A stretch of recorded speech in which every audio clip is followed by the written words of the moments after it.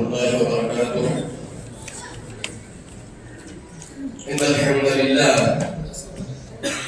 نحمده ونستعينه ونستغفره ونعوذ بالله من شرور أنفسنا ومن سيئات أعمالنا. من يهده الله فلا مضل له ومن يضلله فلا هادي له. وأشهد أن لا إله إلا الله وحده لا شريك له وأشهد أن محمدا عبده ورسوله. أما بعد، فإن خير الحديث كتاب الله وخير الهدي هدي محمد صلى الله عليه وسلم وشر الأمور محدثاتها وكل محدثة بدعة وكل بدعة ضلالة وكل ضلالة في النار. يقول الله سبحانه وتعالى: أعوذ بالله من الشيطان الرجيم: ومن الناس من يشتري لهو الحديث ليضل عن سبيل الله بغير علم ويتخذها هزوا أولئك لهم عذاب مهين. وقال النبي صلى الله عليه وسلم: لا يكونن من أمتي يستحلون الحر والحرير والخمر والمعازف. اللهم صل على محمد وعلى آل محمد كما صليت على إبراهيم وعلى آل إبراهيم إنك حميد مجيد. اللهم بارك على محمد وعلى آل محمد كما باركت على إبراهيم وعلى آل إبراهيم إنك حميد مجيد. اللهم انفعنا بما علمتنا وعلمنا ما ينفعنا وزدنا علما. رب اشرح لي صدري ويسر لي أمري واحلل عقدة من لساني يفقه قولي. رب زدني علما.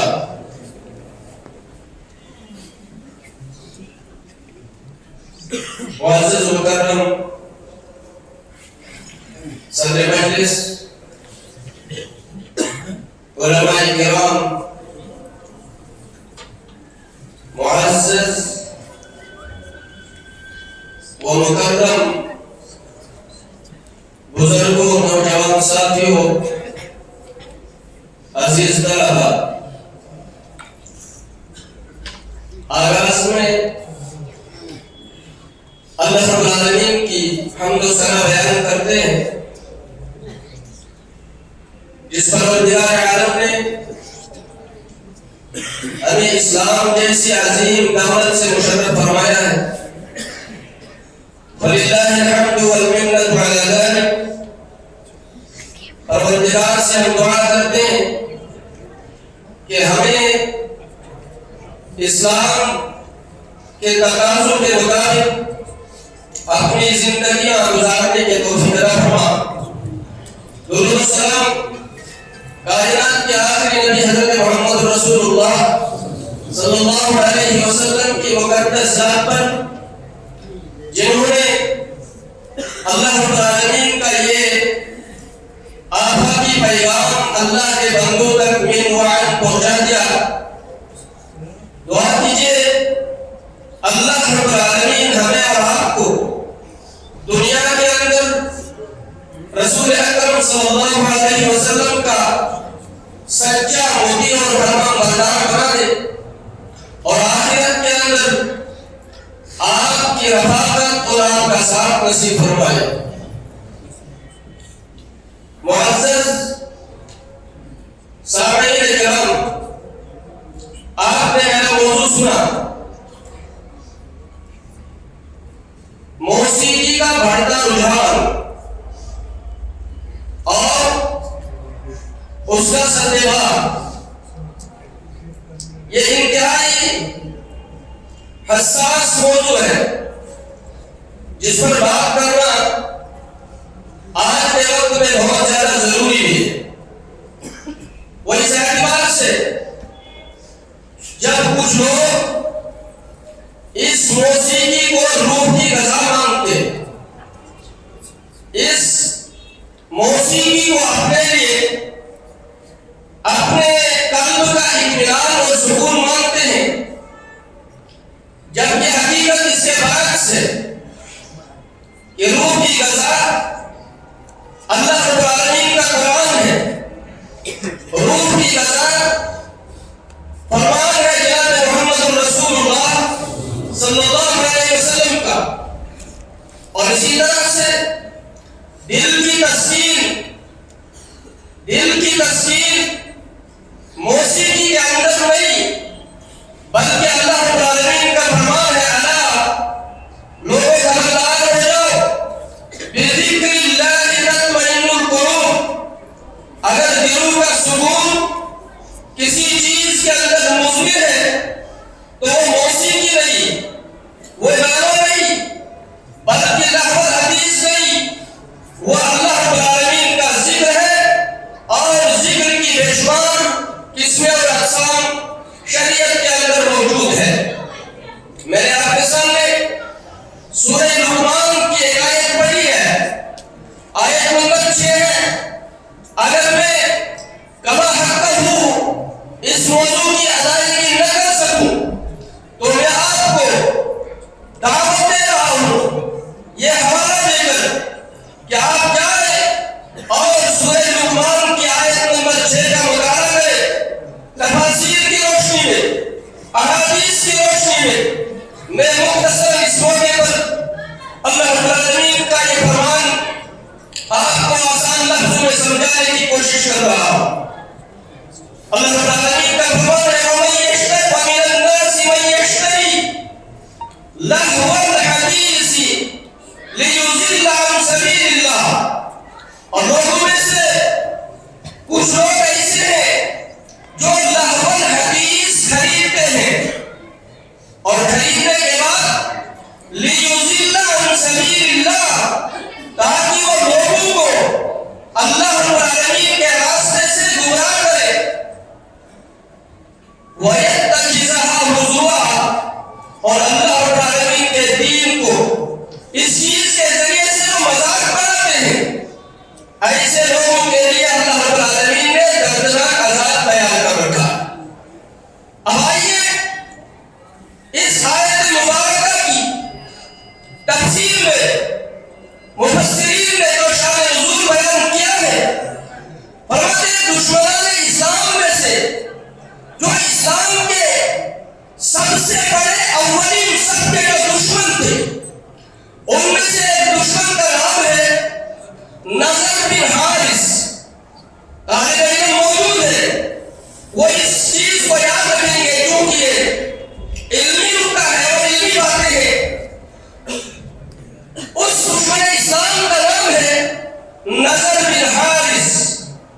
وہ پیشے سے تاجر تھا، لیکن اسلام کا مخالف اور دشمن تھا جناب محمد رسول اللہ صلی اللہ علیہ وسلم کا، کیونکہ تاجر ہونے کے اعتبار سے یہ بہت سارے ممالک کا سفر کیا کرتا تھا، اور مفسرین نے یہاں جس سفر کا تذکرہ کیا کہ وہ تجارت کی غرض سے جب ایران جایا کرتا تھا، اور اس تجارتی سفر سے لوٹ کر جب وہ مکہ واپس آ جاتا تو قریش کے لوگوں کو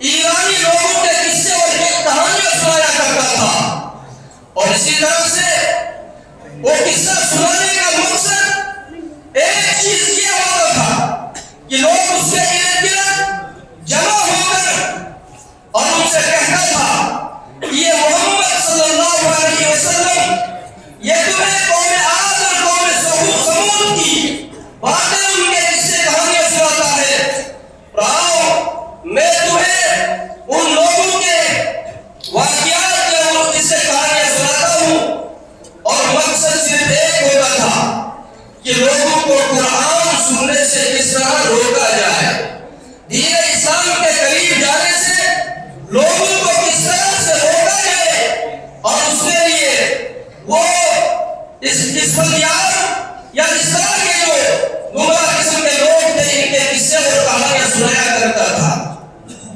ایک پہلو تو یہ ہے، بعض مفسرین نے لکھا ہے کہ زمانے جاہلیت کے اندر ایک شخص تھا جس نے ایک مغنیہ کو خریدا تھا۔ مغنیہ گانے والی خاتون کو خریدا تھا، اور وہ خریدنے کے بعد جس کام کے لیے اس کو خریدا تھا وہ اپنے مالک کے سامنے موسیقی یا گانا وغیرہ جو گاتی تھی اور اس سے اس کا مالک لطف اندوز ہوتا تھا۔ بہرحال واقعہ جو بھی ہو، قرآن مقدس کی اس آیت کے اندر جو لہو الحدیث لفظ آیا ہے کہ لوگوں میں سے بہت سارے لوگ ہیں جو لہو الحدیث کو خریدتے ہیں، اس کی بے شمار تفاسیر ہے، لیکن ان تفسیروں کے اندر لہو الحدیث سے جہاں وہ تمام چیزیں جو انسان کو اس کے دین سے دور کرنے کی کوشش کرے، چاہے وہ لٹریچر کی شکل میں ہو، چاہے وہ ناول کی شکل میں ہو، چاہے وہ موسیقی کی شکل میں ہو، جس چیز سے بھی ایک انسان اللہ رب العالمین کے دین سے دور ہو جائے وہ لہو الحدیث کے اندر شامل ہے۔ اب آئیے، کیا لہو الحدیث سے مراد موسیقی ہے؟ کیا لہو الحدیث سے مراد گانا ہے؟ یہ بات ہم پوچھیں گے مفسر قرآن حضرت عبداللہ ابن عباس رضی اللہ تعالیٰ عنہ سے۔ وہ فرماتے ہیں اللہ رب العالمین کے اس قول کی تفسیر میں کہ لوگوں میں سے بہت سارے لوگ جو لہو الحدیث خریدتے ہیں انہوں نے لہو الحدیث کی جو تفسیر کی ہے اور اس سے آلات موسیقی یا گانے کو ہی جو ہے اس کی تفسیر کے اندر بیان کیا ہے۔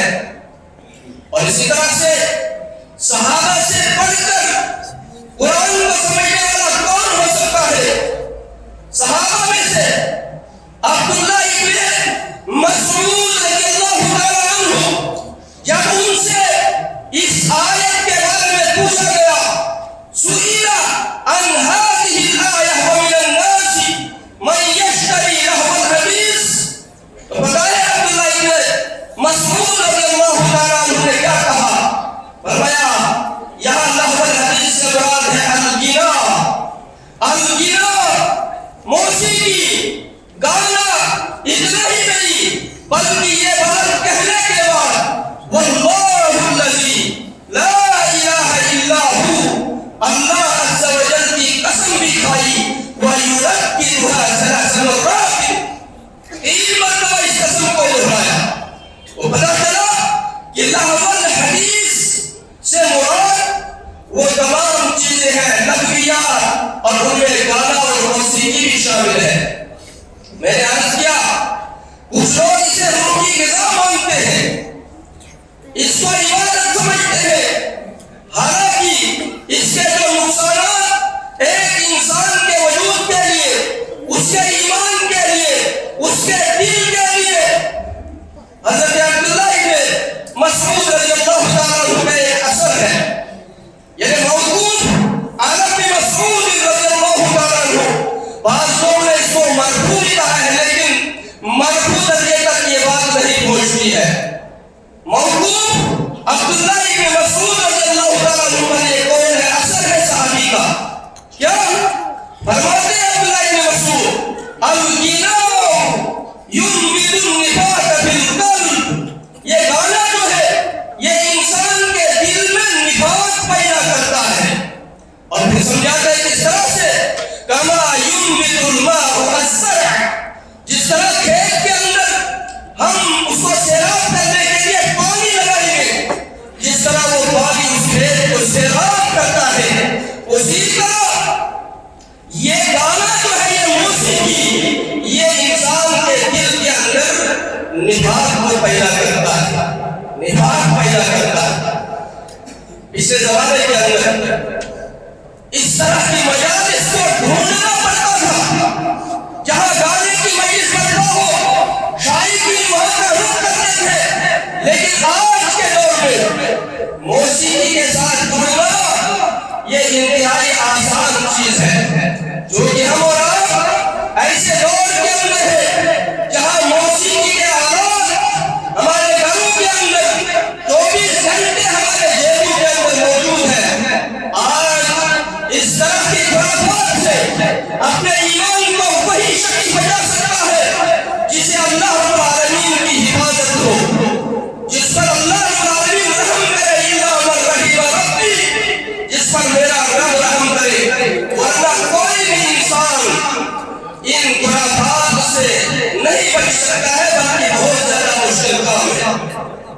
تو جب پتا چلا کہ لہو الحدیث سے مراد گانا بھی ہے تو کیا بولا؟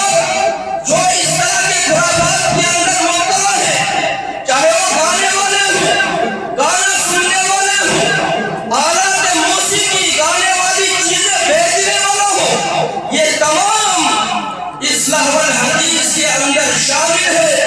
اور پھر ایک طرف سے اس کا دعویٰ بھی ہے کہ میں مسلمان ہوں، کلمہ حق کی گواہی بھی دیتا ہے، اور دوسری طرف کے خرافات کے اندر وہ مبتلا بھی ہے، اسے اپنے ایمان کی خیر منانی چاہیے۔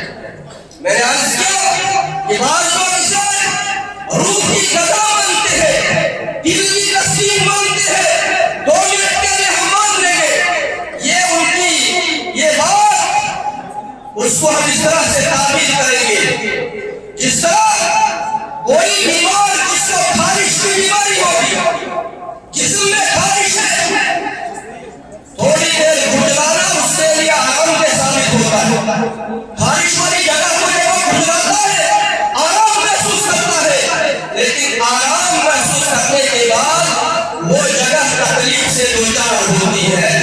یہی موسیقی کا عالم بھی ہے۔ انسان اگر وقتی طور پر اس سے سکون حاصل کرنے کی بات کرتا ہے، لیکن بلاخر اس کا انجام برا ہے۔ دنیا کے اندر مالی خسارہ، عقل کا نقصان، دل کے اندر نفاق اور بے شمار برائیاں جو ہے اس کے ساتھ جڑی ہوئی ہے، اور آخرت کے اندر ایسا شخص عذاب الہی سے بھی دوچار ہو سکتا ہے، بلکہ عذاب الہی سے دوچار ہوگا آخرت کے اندر جب وہ اللہ کی نافرمانی میں مبتلا ہوگا۔ محترم سامعین کرام، آج کے دور کے اندر میں نے آپ سے عرض کیا کہ اس برائی سے بچنا بہت زیادہ مشکل کام ہے، کیونکہ آلات موسیقی ہمارے جیب کے اندر 24 گھنٹے موجود ہے۔ اس مجمع کے اندر بہت سارے وہ لوگ بھی ہوں گے جو ڈرائیور پیشے سے وابستہ ہوں گے، جو کہ ہم لوگ اکثر گاڑیوں کے ذریعے سے سفر کرتے ہیں، تو آپ جرات کرنے کے بعد بھی، آپ ایمان کی وہ حرارت رکھنے کے بعد بھی اس گاڑی چلانے والے کو بڑے ادب بھی اگر کہیں گے کہ آپ مسلمان ہیں، ہم سب مسلمان ہیں، اور جس چیز کو آپ روح کی غذا مانتے ہیں اور سننے کی وہ خواہش یا اس شوق کے بغیر بھی آپ اپنی سواریوں کو یا سامعین کو سناتے ہیں، کیا آپ ایسا عمل کر کے گنہگار تو نہیں ہوتے؟ آپ گنہگار تو نہیں ہوتے، آپ اس کو روح کی غذا مانتے ہیں، آپ اس کو دل کی تسکین مانتے ہیں، جبکہ یہ شرعی اصولوں کے بالکل منافی ہے۔ میں نے عرض کیا اگر کسی کو دل کا سکون حاصل کرنا ہے، وہ انسان بے قرار ہے، بے چین ہے، تو اللہ رب العالمین کا قرآن اس کے لیے کافی ہے، شافی ہے۔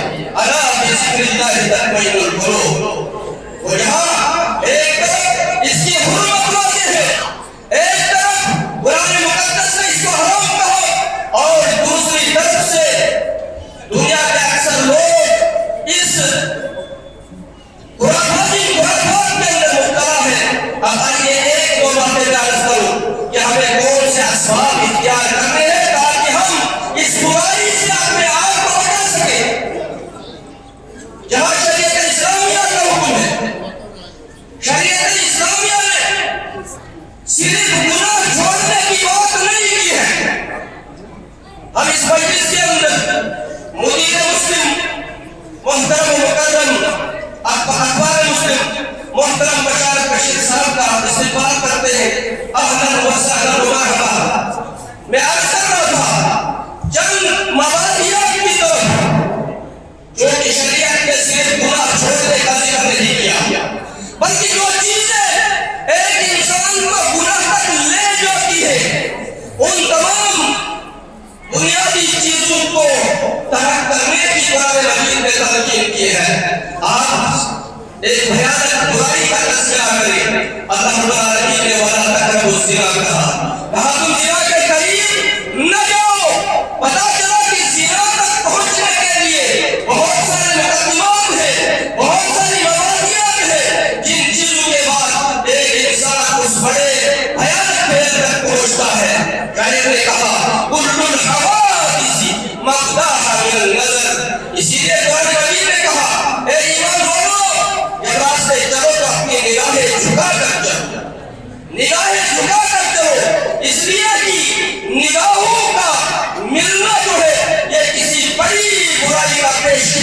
سے ہو سکتا ہے. کل الحوادث مبداها من النظر.